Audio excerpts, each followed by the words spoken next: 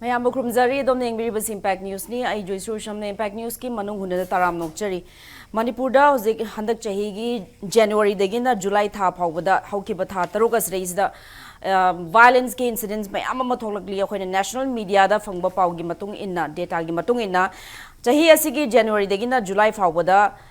Naga amasung Kuki Purupani Marakta Togliba, Irang as number Moraga, FIR 85 register Tokre, Aduga. Security force na rate Sathabazi, Chaniga Taramari Rom, Sigi Hen Satari, Hari Aduga, Mioi 75 Pagapazulakre, Tongan by case Kamari Lenana, Adegi 19 Fagapalakre, Aduga, Mi Kunga Marina, Asiana, Mina Asiba, Hat Kiba, Lake Dabagi. Incident like Reduga, Mui, Nipuga Terena, Aswapan and Kiba, Aduga, Mui 75 Kimatata Nating Naba, case that minor Pab and Nating Basima Mamma begins in late Reduga, data Sikimatung inna Hosiki Chahias Razor Tokan by Iran, Asikamari Lane, Yamna major oiba. Tension token ba tukuma zone mga identify tawi hari masigi manungda ukrul kangpukpi kamjong tammenglong amadi sanapati gi area singasi yamna high tension oiba major tension zone ni haina dumana identify authorities identify tawi hari aduga aduna manipur gi khoi gi maite ga kuki gi 2023 da gi lakiba land masigi conflicts raise misi mina adagi properties ma'am destroy ma'am tawgraga yamna awaba maina chaiting phangla matungda president's rule lakpa dagi popular government lakla babawa chahi asri this maina violent incidents ma'am thongpa duga hoji kuki ga Nagagi Mark does my total tensions in no maisum chocolate mamidu tari. Handa equi the Nakanto Sabel, the Maitegi Yum Ahum, Maduzu, Ziki Hariba conflict, Asigi Marum the Tokibani, May Taramba, Asigi Matungda, Muka Kuki Prupna, Moigi, Yumanga Mai Tabire, non a district the Mai Tabire, Habigumba, claim Lakway Paus lay Aduna Aduga, Hosic Pawbadi, Hosic Naga, Taruk Liang Mai, Mui Taruk Moibu, Paragat and Tinhat Kibadu, Justice PBO Habigi. Khongjang protest justice demand to wadi makhata na dum chathari masigi manungda Nagaland labor Naga singna Manipurgi Naga sing the sumating pangani solidarity utkani habige tum wafum mem lakli duga church ki leader mayam na changjalaga masigi tangdu laita ba mapurna bai namakta honna bagi adugum effort thada bagi honagani habi paus mayam lenga se khoi puzerba topic asi Kuki-Naga conflict 24 death 5 tension zones aduga khoi gi panel members na ahambada oza Dr. Dhanabir Laishram social scientist oza Butaram Nokchari akhoi gi ani suba panel member oza Ninghthoukhongjam Satyajeet chief bureau UNI oza Butaram Nokchari and akhoi gi ahum suba panel member oza Ngaranmi president Naga People's Union Imphal oza Butaram Nokchari ngasigi discussion adokcha baje ahambada oza Ngaranmi lakchege oza huziki Nagagi Micham Nupatare Mina Taruk Mina Paraga my Tamtin Hatkiba Masiki casing a civil justice PBU has them demand Chathadun Lakli Mamangi discussion da Ozazu discussion toba Pamina Krea Duga Kuki Zo Council Moina MHA IBG officer senior official director Moyam Unabagi Sanaba the Moy Justice PBU economic blockades in a Moy Chan Tangna Lake Habigi Wakapuzum Lake had the equipment Nakoinam cutting Nabasi control Sabal Yum ahum may takiba, yum taruk may takiba, Maselchen abamioi, Kukizogi me hum pagiba, the Moibu Tadokbu have a singang han, Kana protester or Gamoju and minor Tatari. Aduna Paba, protester wa, may taba, counter allegation, Sikumazedum, Makatam Tatari, do solidarity utpadi nagasing the Maktadi Mayam Malakli, Kamining Bibiabagoza. Takatari, an issue with the Langshin Biriba, Penalist Ojani Joy Kakuna Om Subda, Yang Biriba Amadi, Tai Biriba, Jinom Yam, so I welcome Tawi, Hoji Enkarna, Engona Hang Birib share a Kunge Koi Manipurda, Tahaidaba, Tanning Daba, Kangning Daba, Yam Tore, Monsieur Ikoi Ikai, Monsieur State Government Pajana, Monsieur Yang Bio. I say Hanbadai, Mache Biltomning, Sida GM Libnish, Inish Hamnati, Kuki National Organization Co. Government of the Langam Mina, Okinabo, Mache PS Hockey evening, Tang Tramada, Magigo, Sida Man evening, Manish Hoitobnish. My Shoira, should not recount the my maming the old PS Hockey and the president, the Langam Mina. Mana, me. hatpado ekhoi kokpiba chanbiba haibise masi tawbiu haina mana bolozai tawbi monda chi ama thorakune base adusu ama aduga kuki jau council nasu ekhoi soire haire kuki impi nasu soire haire nasi phawba phakalo yade madugi negative da sonda mu maite matei mina mu phagalle hai ado ekhoi nagaturu hatpa mi phabdu matei mina ani aduna phab ngudro aiba masi ya brosnida naga kanan si thajati maitei kanan si thajati ekhoi naga ga maitei se hujik ekhoi pulle haibse mingon khana se nati ekhoi unity chakat pa peace chakat paneba masi ekhoi strengthening chakat paneba masi kaina da ba India government sanabra haibse adu ekhoi chingneba aduna ekhoina maitei ga naga pulle si haibse ekhoi peace process changsi ekhoi unity chakat si ekhoi development of haibneba ekhoi yalomi mukhaisi pundr di Manipur se manghi daro hena haibi tamote ekhoi punmane adu government na ekhoi na demand tawre si na thei na chatna ba sinna leireba aduna ngarangsu sinabti da irang khra thore Assam Rifle ki kari mai thare ko adu mase ekhoi pau phangkan di mase afab nati Assam Rifle na ekhoi gi oklong gi khunnak da adu de changna ba nungdang se ekhoi gi pan kha ba se kari lak se chingna re ba na ka adu da volunteer le myam sine kuki yaw bra hai madu check taw gi have ne ba adu yadav ne ba adi myam sine changhal lo have di gi hoji mob ta sonda snap ti gi Assam Rifle gi kem se attack taw gen honab ne ba madu da halak ba kadi sine ani sin inthur ga mai thabi re hai manungda karimda yawmda ba yawudi ado mokhoi tumaina leire hai Assam Rifle myam se aduna myam na chingna se ekhoi gi atmosphere se peace atmosphere se thukaina ba sinbara hai se ekhoi na chingna ba maramdi ai masida hai ge ba snabti hai se ekhoi na khangba da kan ko masi mau hai ra dum khang ya ba hujdi pu mai thorak pa ne ba mau hai ra loin khang ya ba adu mau area sida snabti area sida poppy cultivation tawsi leite kancha cultivation tawsi leite katukaran su leite afaba jati ne lawoi khoidi mase yam haibu inbu ko katukaran taw do huran chinthi deba lamne na lawe ba ado si peacefully live sida India government kari chana bano ba se mi gi yum da lake di nungthin laudna kari gi nungdang da sangla puno ba ado nungdang chang da myam da shawraga mob ta kari je attack taw ne ba ado mase India government na ekhoi gi sonda maite de disrupt tawba sonda Naga da disrupt tawba mado ngai gi ekhoi wifi gi khumda mi truk pharga hatkiba maka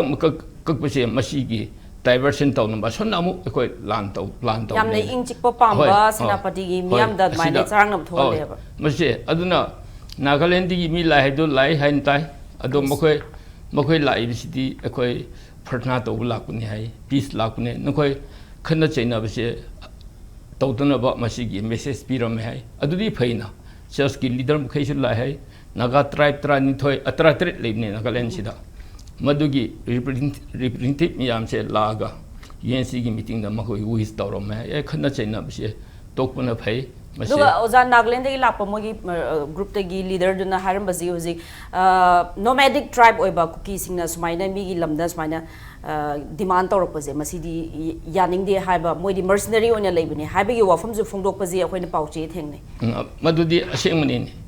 bramdi mokoi se ekhoi ko ekhoi de angang weting de khangwa se kuki se chahi amna sikhun amda lerameba nongmena khunam da lerameba khunje ponghong hong leibne mokoi di permanent hai chi leite ba hojikan mokoi se leirak tabri gi hojiti mokoi se keno mokoi se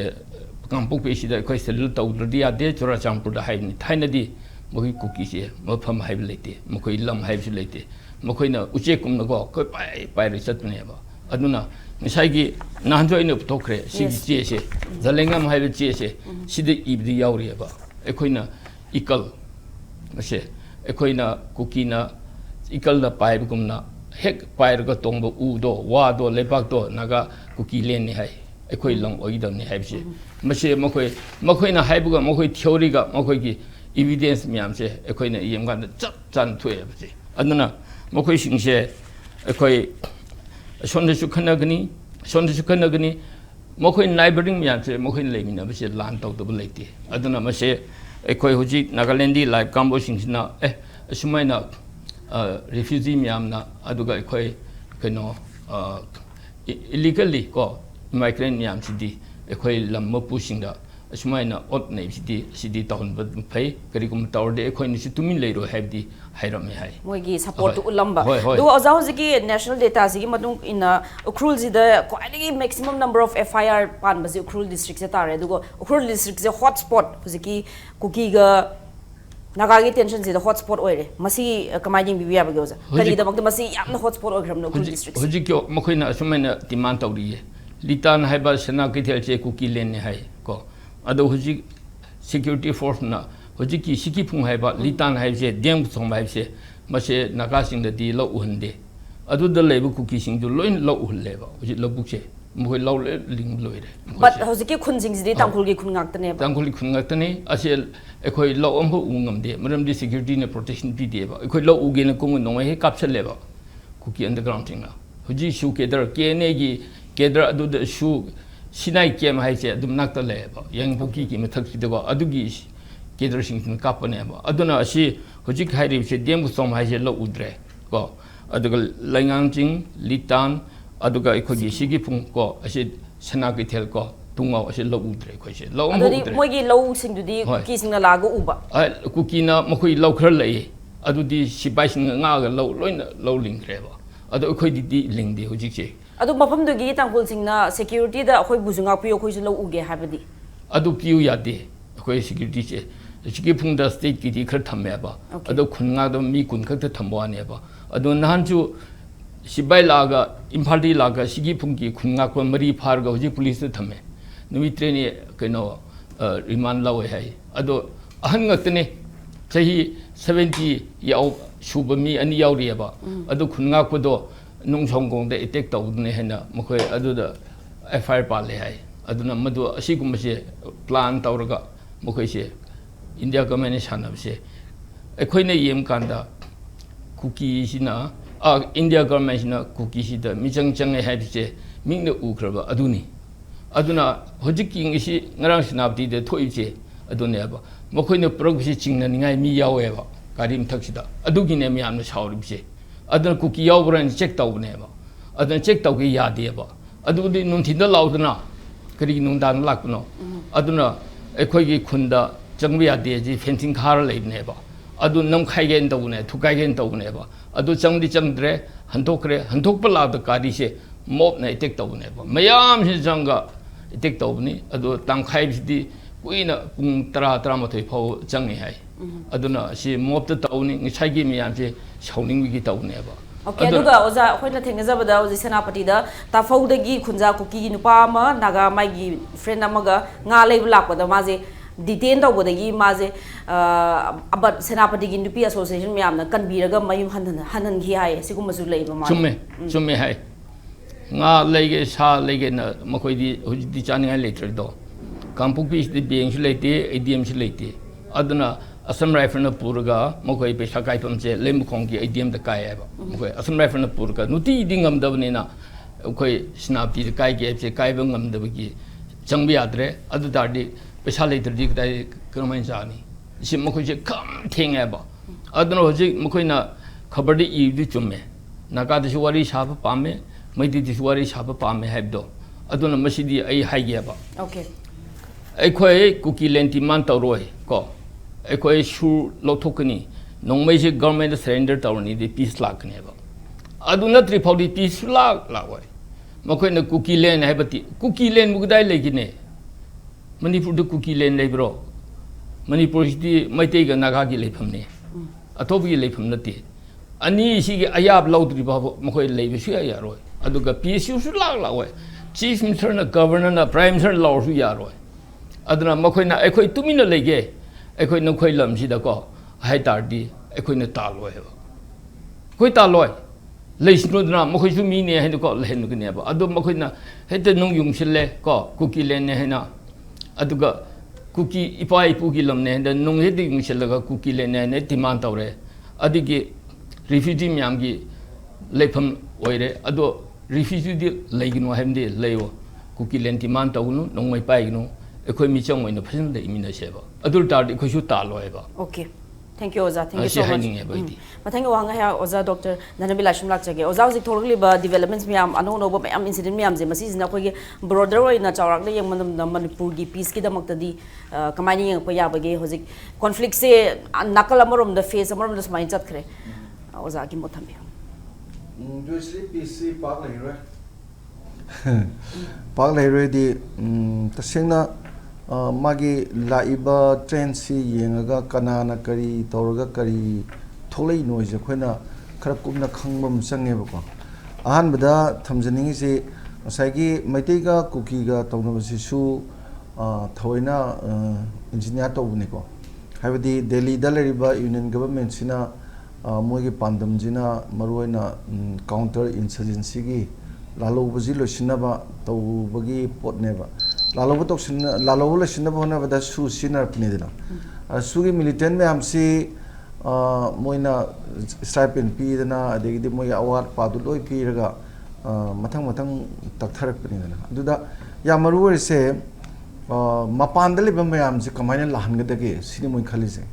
lalo bujing se transborder insurgency hairamnina manung da di leitram na mapan da di am leire mapan lei bujing sisu yam hen phajana lei maram di keno da moida leiri balam jing jiga kaya toy kem yawn da yam men tan leiri that means diplomatically yam haina leiri ba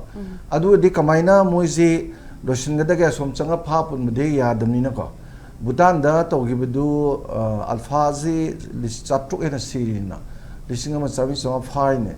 that is done by the Bhutanese army to neba do India ga tanara toba adumaina Myanmar da tongna ba hona ba phanayam hona ba se Chinese factor na ngam da ba handak su Delhi da wari sana matam da mainly focus to jada area do ni dana aduna kai do raga masi lahan ga dage na khan bada es madudi moi mi mai thar ba praja hala ba adudi moi kanna ba dum khulai pu pu la ne na do hai to ro la kam na re chathak re na tra adwai chathak pasina dum khangi ne ba la ese kai no da any khungak pasing at the eve of the crisis komo no makeup ngam ponte ba thama ni sang kapabudi hai training ka tor kan ko ngalingai da hekta yam phasana defend to rising do loi lai khangena loi lai khang bani sibai myam honjala khena sogri yungdung leraga chen ba yadana ba leraga lu upai mong da tor gen tor pone ba adai di in course of time mayam je village ngang na ba leijaba lami ni tholko myam training pi lor mudai dam thi khangdre ha loi kai chakram no khangdre ba moji matha sabjani adu moine pandam ji pamjaba ji ma damain to gen khan madu da adu adi kari dong sige second step si da phare amor zo khulai disam tor ji khulai are badi loi lokhala ji aduga are bakhras ju partang na phar ji sineba are bakhras ju partang phar ji adu khulai ju lokhala ji aina haiba ji da lokhala khulai ji ko local say home the Kulais, local Kulais, selectre, local they panning I usually loi palo renatra. Tampak is loire, Aduga Yamnazu no I is the buffer zone and a Semzelaga, Moin operator way up areas, a check ping of Tamjale. Buffer zone Tamize area do Natorine, area the pixeline. Operator operation area the pixeline never. Buffer zone and a question they are to take a later number. Ani je khana de na ba asiana thokna ba nalam dre ba adu sukna nate adagi di akui seng na khangbo phai si gise adagi kuki ga ba jai bu darkar wa de maram di ke no da suicidal war ne sathari ju ko ai ko na lak sake ba adagi di adu loira matung da sai gi tampa ki do almost yare adu di mathang da ke do si ge naga da tor si maram di naga gi ju khulai pai ba kot pa lan hori myam jing je asing mani ko India na koi madha saba wari so bin sang bada yaractrize constitution ga ade flag ka ise sovereignty pu have neba sovereignty pu have du yadabagi sum wari sa da na lebji adu ga de tampaki de almost loire aduga naga gi horoji na have neba aduna bu ahar 2026 ta moina haidok ta vida official na moi gi pandam du lotion bada thamam neba ngamdana 2029 yaithokhrena insurgency counter to bose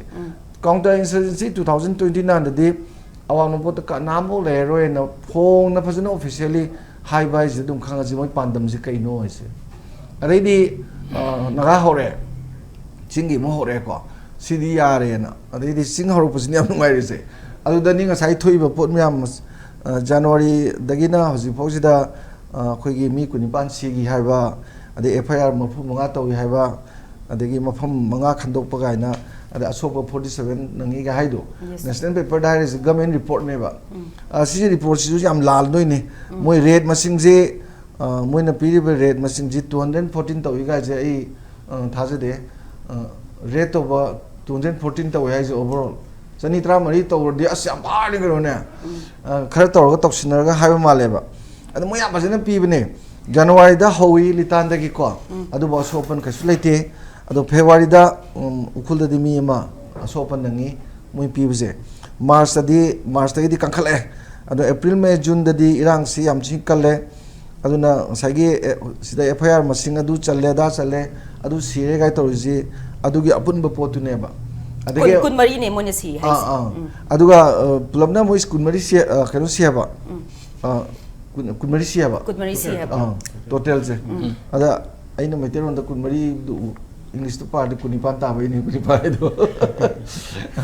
kunmari siu ne ba ada sigi sin da mu hoje khwai dagi khoi karai tare khar sathi ba jaga pi se jingdoloi pi re ko pi dra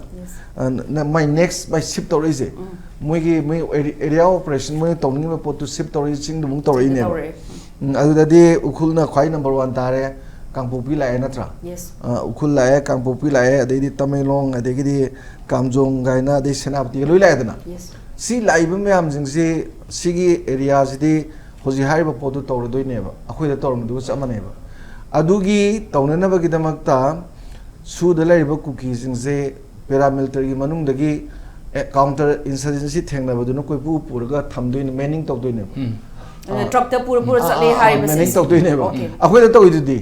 akhoi da tawbada ju ni dana akhoi gi khamna raga tawna badagi nupi jinga tawna ri myam su loina ba moina pukala sakhi moina thadar mi ga na matam du yam thengna gi dana samana pon su tawise ukhul da ju di ne ba ukhul nupi mara pe myam lambi da thoga check to gi hai se sibai lakpada India gi hoida it may be paramilitary wagera army wagera lakpada praja na check to gi hai se kai no wai moi da bu check to un thopro check to gi hai se moi pura sat pasi khangba gi ne akhoi da thawdo am thoki bada ambulance da tormi duni ambulance da moi kuki jimpur ga moi na toromba ga yawi do adu jumi cham na ta ba khulai ba sing duna adu gum ma yam jing si tawra ise aino ji haijabdo counter insurgency measures ta jingi jiga hoji awang numpok ta atai lamma mata India da matha sadre aidi union government da matha sadre ba union government da matha sa ise Manipur ne ba maximum Manipur da lari ba pochi da hoji ki thamjari ba khoigi tampaki sine adu chingi saruk sine ani sigi khwaidai chawba la loba singsi loisinaba honabagi potu chathabani na pak aina Joyshree na mi beduda aina santi leiro ina hajari jategi nataba santi thamge haradi karimbo nate government ne any forces of the government any authority of the both the state and the union government ne neutrality maintain always tabodone ado santi thamningadi amada sogotpa amada misang changba amada sangdabagi potsule lerwa moidi pura neutral da sangaga magi trust building si tawraga moina issue me amje tamna lo sinaba honabi gadabane ba akhoi gi sina neutrality ju maintain tawdre issue jing je hena soktho leba edi issue jim jamal leba oza je center gi moigi wakhalonda hojiki khulai pai basing je loimak khana sugi kadar sing season raga smaina loimak namthara matungda aduga loirakpada su jo muka under control pura matungda civilian ngakle hengen khan baza adu da santi le redana de adu ni moi tarase adi lalobasi loina ba main ta namthara ba aduga su da le sing si ju akhoi gi hojiki moi gi inari ba ground rule myam do akhoi su ni na ground rule du lo illadi santi di na na dum le ni dana adugi potu moina tawdriji maramse moina pamiyo pandam du yodriba aduna khoi kana gumane haidana 2029 muti adum legido malena ado ji ching se yam hentor kane ba adu da yam luri se khoida sida both the hill and valley people was affected by the khoi mayam community mayam jina khoi na khang do je now we are committing suicidal war akhoi na hojik saruk yari ba tawde ya da bodon compel to holi se khoi dei luri se akhoi gi mi ju khange ba tawri po suicidal war ni se ai thang atho bom par ga ai na ton len ba na len ba khong khut kak thalaga ai atho bu ni na haibdi yaro isa ne ba I dunia am chalaga dei ju bom tu sidoi ni dana adugi bom tu dana collapse to dana sibedu ngai ba ma adagi di lengkhat paugat paju yaro isa gi part loi katha charmina ara sigi tasengna sigumba kang ki rang sidi suicidal war ne khanga gane compel to is ne upai le taba moina yam ke am pajana target to geda innocent praja gi yum mai thara ba aduga mi innocent ni halaga dine masi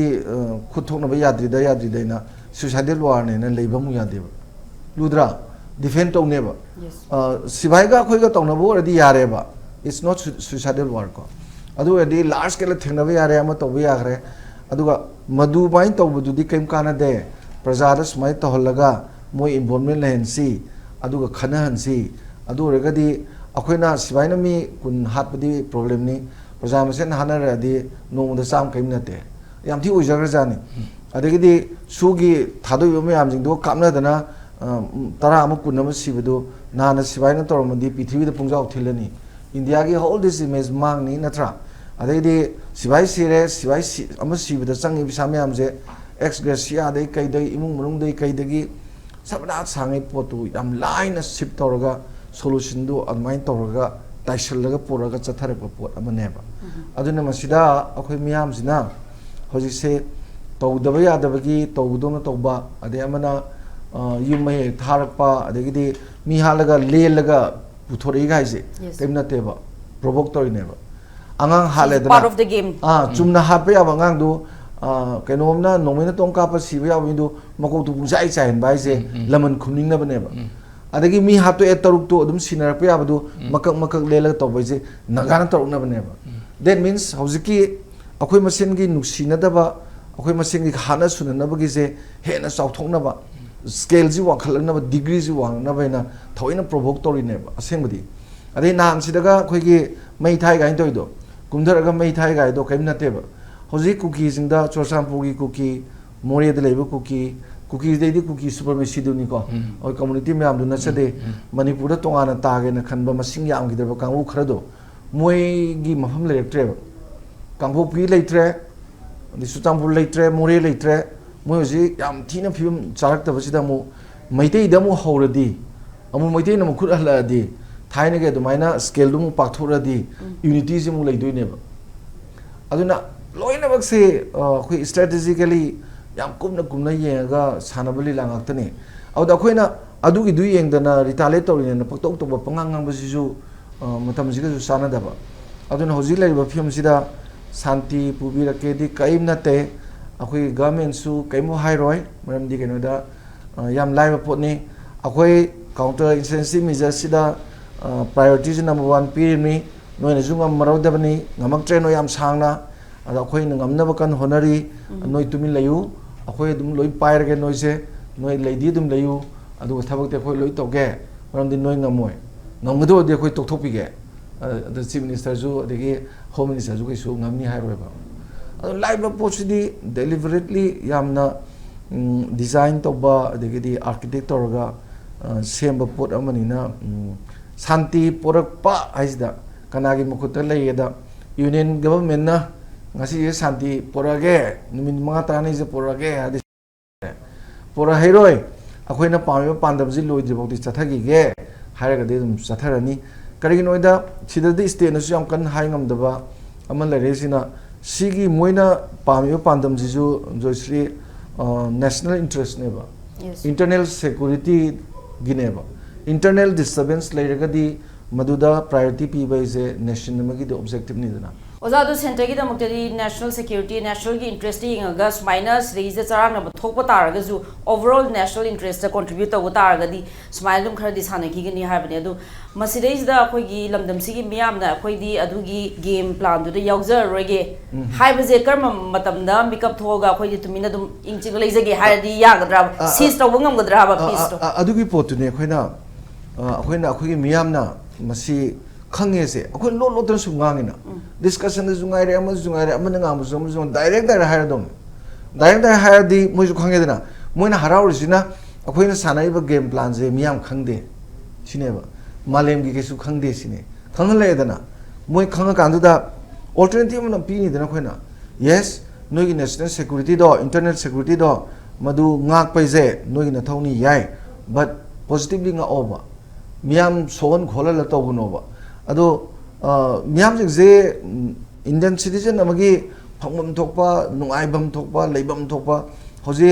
paibon is 6 point something economic growth kai je hoji leiba film je pithvi da kanamo ba linear matam ni na sida phadana miyam jingsida socially economically politically justice sul helaga miyam ne hingbagi wan thok tana disturbance leiba santi leitaba le pa ma oigumsi ga na miyam na lahon baduju lalo buju tumi legini kenu no one can above the people ko government oigara lalo boigara even law ba miyam gi mayuk tele ngam ponte miyam ya dare law sinu tuine sumdra aduna khoi haina positive oida ba lambi do ni sangbi ro aduna tana miyam jing citizen jim mon kaim yaudana khallaga hekta karani khoi gi moina pam pot tu da miyam gi indana to gi thabak tu de never are we citizen of India or not in a question the race. Okay. Do we vote in the my thumbs up. Thank you so much, Oza. I think Wahanga say Oza Saturday Lak Chang. Oza was 2023 gi conflict horok pada yeng ngasiba was a yeng kumatam da Manipur je amuke hen a fragment oire hen logo ribra. Hadi hozik hoze was ki na Kuki-Naga maite gi conflict yamna yam maina han main like the batar gasu Kuki-Naga nagagi di yam naga pong sari banina kamani wi ba Oza aduga akhoi di miyam na di su je abrogate tawbiu hai adu center gi da makta di su da purakpa agreement da purakpa hai je moi da makta di lal hauba do control tawre haina lobani na masi di abrogate su tawroi da bagi phim da lebra hojiki poche ani sui manipur thoi ba crisis hoji kamai tawge na yengbi bu yenge na hangba to yana ba khoi ni yengdu sina manipur da hana thomi ba 2023 da gi na hojba thom ba se hojik surum leidin pa doi ni ko adu pra loi di under job ni masigi sina ne foothills ta towe na pai okay masigi si akhoi gi mayam na sub una da ba masi khwai gi sok je kanano na mayam na pa kan da masigi manipur crisis kanano hai kan da foothills ta lei ba se akhoi gi kai do se maiti sima lei ko adagi chothe maring kum gum ba se adagi kano su lei akhoi gi sung khulom da kano tangkhul su lei adagi maring ka gi mayam se foothills lei ba se moi sing je khwai di suena pa se kai no ha kan da atai loi to khrasi ko kanu gi han pa se ba akhoi kam soke se example pdc masi mayam ge kanana ba akhoi suppose bisenpur da harona bisenpur dan han officially reported 10,000 hectares se hoji lo uba ya de foothills lei ba sing se aduna manipur da akhoi na pari se manipur ge economy da manipur se 70% ji agriculture da thabak to mi si yam de ba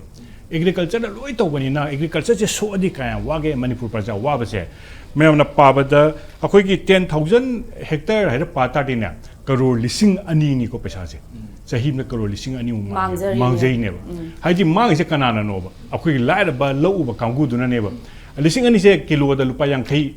hai na pai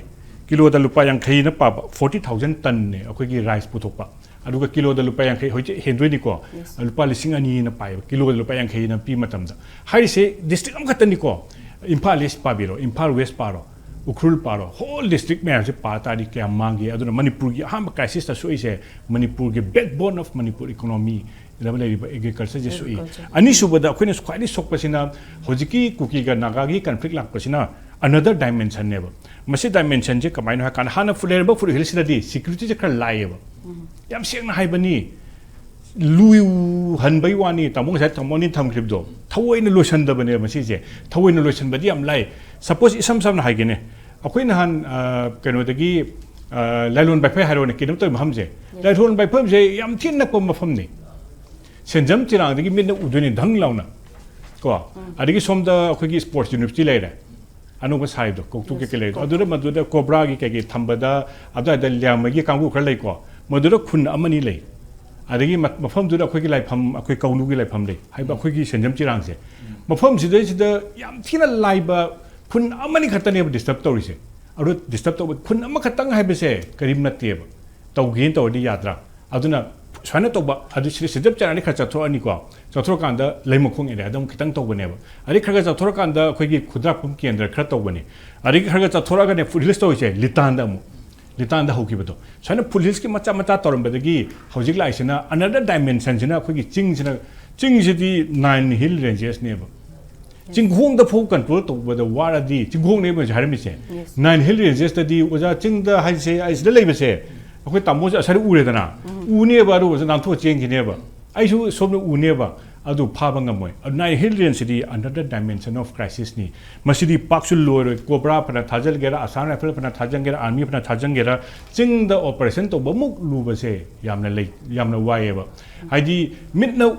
ꯎꯅ ꯑꯗꯨꯝ ꯃꯥꯡꯈꯤꯕ ꯐꯅ ꯂꯥꯟꯃꯤ 1000 ꯇꯥꯔꯁꯨ ꯎꯈꯣꯡ ꯑꯃꯗ ꯐꯖꯅ ꯂꯣꯠꯈꯤꯕꯗꯅꯦ ꯚꯤꯌꯦꯠꯅꯥꯝꯗ America ꯇꯨꯔꯤꯗꯣ ꯑꯗꯨꯅ ꯃꯅꯤꯄꯨꯔꯒꯤ ꯆꯤꯡꯗ ꯑꯣꯄꯔꯦꯁꯟ ꯌꯥꯝ ꯇꯧꯕꯗ ꯌꯥꯝꯅ ꯋꯥꯕ ꯑꯅꯧꯕ ꯗꯥꯏꯃꯦꯟꯁꯟ ꯑꯃ ꯍꯥꯡꯗꯣꯔꯛꯄ ꯑꯂꯨꯕ ꯗꯥꯏꯃꯦꯟꯁꯟꯅꯤ ꯃꯁꯤꯒꯤ ꯑꯅꯗꯔ ꯗꯥꯏꯃꯦꯟꯁꯟ ꯑꯃꯅꯅꯦ ꯈꯠꯅꯔꯤꯕ ꯄꯥꯔꯇꯤꯁꯦ ꯌꯥꯝ ꯅꯛꯅ ꯂꯩꯅꯦꯕ ꯁꯄꯣꯁ ꯇꯥꯃꯣꯒꯤ ꯎꯈ꯭ꯔꯨꯜꯗ ꯍꯥꯏꯔꯣꯅꯦ ꯎꯈ꯭ꯔꯨꯜꯒꯤ ꯄꯨꯛꯆꯦꯟ ꯆꯥꯎꯕꯒ ꯑꯇꯣꯞꯄꯒ ꯑꯝꯇ ꯌꯦꯡꯕꯤꯌꯨꯕ ꯎꯈ꯭ꯔꯨꯜꯗ ꯑꯩꯈꯣꯏꯒꯤ ꯀꯩꯅꯣꯁꯦ ꯀꯨꯀꯤ ꯈꯨꯟ ꯀꯌꯥꯝ ꯂꯩ ꯁꯥꯊꯤꯅ ꯂꯩꯈ꯭ꯔꯦ इवन अखोगी एग्जांपल उखुर की एग्जांपल है सिगी ममांग चाही तरा थावना मतमदा कामजोंग चसाता लेरिबा कुकी खुनजे हाइदी होजिके संसक्ते चलगा लेरिबा कामजोंगदा लेरिबा कुकी खुनम लेको बुंपा विलेज अखोगी कनोगी मयादा कोनखांग थानागी मपादा मयादा बुंपा विलेज से जारी सांगे सिंगे खुनने कानाम सोक्ते कुकी इमता सोक्ते होजी खैनो क्वेश्चन लेरिबा तामखुल मैन क्वेश्चन लेरिबा खुनजे कानाम सोक्तेबा अयामना सोक्तेबा अदुगी अखोगी मेजेस्टिक ओइबा पुक्चेन चौबा ngana nansu ama phabadu thadu pirei duni adigi si mamanda kidnap to myam du moi tara mari du phajana hauna pijara thadu ri dana adugi me akhigi humanity oiba christian jatpa amagi laida thajaba madugi mami du lei masi lera kandane another dimension ahum juba dimension tholai sina comment to get akhoi da ngasi da thola ba kan se da hojik ken sukem na sai som lak pase sukem lak pa kan se da pocha sukem se manipur lei pase ahum lei amana manipur best insurgent अखोगी कई UNF की कई अमा अदगी cookie की अमा नागागी अमा अदगी suppose यहाँ नागागी लाक्सेब नागागी लाकांदा नागागी याम देब Kemps एनएसएन IM जे ख्वाई चावने हाइसे नागालैंड सु लेके मणिपुर सु याम दिए अनि अहुम खतने लेस अखोगी फुमचोंगने बुनिंगने उक्लोंग गदने अखोगी आईएम के केदर खलेस याम बनतेब अदुगा मणिपुर बेज के सु लेसे हाइसे केम अनि द हंदो हारिनेब अदुगा मसिगी याम नुंगाइबा डेवलपमेंट अमा ngरang nahan अखोई सेनापति थोलिस कमाइन तोगेदा मंदे हंदकी ngasi से की नतब हंदकी मंदे से चकी मंदे से द कुकी जो काउंसिल से दिल्ली द चलगा आईबी की डायरेक्टर उने होम मिनिस्टर उनेयबा मसिदा मोइना याम कन चाहिदिसे एनएसएन आईएम जेडयूएफ से मसि याम कन चाहिँ गरे मोइना मसिगी हेक नोंगान बदनेबा सेनापति द इरांग थोलाइसे मंदे द उनरे हाइदि अखोइनो जिक चलगा आईबी की डायरेक्टर उनगे हाइबा सुंगम ngमोइ मोइना दिंगम ग्रे मोइदि खुदक चले मोइदि उनबदन थिए आंसर सुलाई एक्शन सुलाई नोंगालगा अदुम गदगद तखाइबि खोकाइबि अदगी सेनापति मणिपुर बेस्ट मिलिटेंट से अखोगी फयिंग लेबदो अरसु लौथोखरे अदा लेम लौथोखरे सच लौथोखरे अदुगा मखोगी दि कमाइन तोगेदने मसिंग जे खुयाम अमनेब सुदा लेबा कांगुसे कुकी गिदि साथिं यामे याम स्ट्रेटेजिक एरिया हाईवे द ले हाईवे दनिगो मोइ लेदुसे अदगी खुन मेन कापदा नुंगाइबा एग्जा हाइबा मी डिस्टर्ब तोबा याबा हमदा लोइ लै अदुगा मखोगी से नंबर से हंदकी सिगी ममांग द होजि चही फादोरेबा मोइगी सांगदोरपसे ऑगस्ट सांगदोकिबने मदुदा केम छक्रा हंदलो केम ते अमा मूव तो हाइबनेबा अमा भौतौ देबा होजि अमा भौतौ देबा होयस मोइ सोंगिदि मोइदि उनरोगा ngasi हाइबेट उनरोगा नोंगाला दालो एक्शन लाएबा अरु तादि अखोइनो ngasi yengdoise kamaino ha kanda अखोइनो ngasi थेंगनरिबा मणिपुर थोलिबा कांगुसिंगसे याम पावरफुल ओइबा हादि दिल्ली दा हेता हायरगा नोंगाले ता तहनबा ngamba अदुम कांगुनी याम थिना मोगी अंडरस्टैंडिंग अमसु लैबा टेसिट अंडरस्टैंडिंग मनुरसु मापानसु लैबा अदुम मनी हाइबसि माखोइना अंडरस्टैंड तौदन मसी बैकफायर तहनबदि कमाइन तहनगनी मसिगी मोगी याम लुबसे अखोगी मसि तोकांदा अखोगी पॉलिटिकल मूवमेंट अम चंगे पॉलिटिकल मूवमेंट से आइना मसि थमजरी से कयुन हाकांदा हौजिक मिनिस्टर ऑफ होम अफेयर्स ना कयकिना मोइ डायरेक्टिव पिरा मने सिसे तौरो को तौरो अदु कान तौरो इने अखोइ तौरिसे पॉलिटिकल बैकफायर कमाइ तकरे पॉलिटिकल सपोज अखोइना फना हाइ कांदाने हौजिक मणिपुर द लेरिबा आसाम राइफल खंगदे सापि खंगदे मोइ द हायरनेबा NSNIM gidi like kem so adigi Manipur base military chu kem yam like mui kuki ge ram le si kamai no haina khuna center da haru ne ba center na kari harang khumakani khambra public state subject ni nuina thamjabani adigi masi se ai akhoi mangna hangab ne press conference amda moi gi atam ya ban nomai sibu highway na kanda lutong ba kanwa sibu moi na receipt chu pi lambi dagi 7,000 rupees yaure hai round trip extortion illegal taxes 7,000 ne adusu gari yimda ni ko gari se yam khajani lai se adugo hoji ka haib se government ki security people government ki LPG gas tane ba aduna tab ate diri pesa kyam yam ga dagi laingoi adagi commercial item hoji ki haije share akhoi ki DIG ma command torga lakpa gari do maduda ne ba moi lor ba pesa se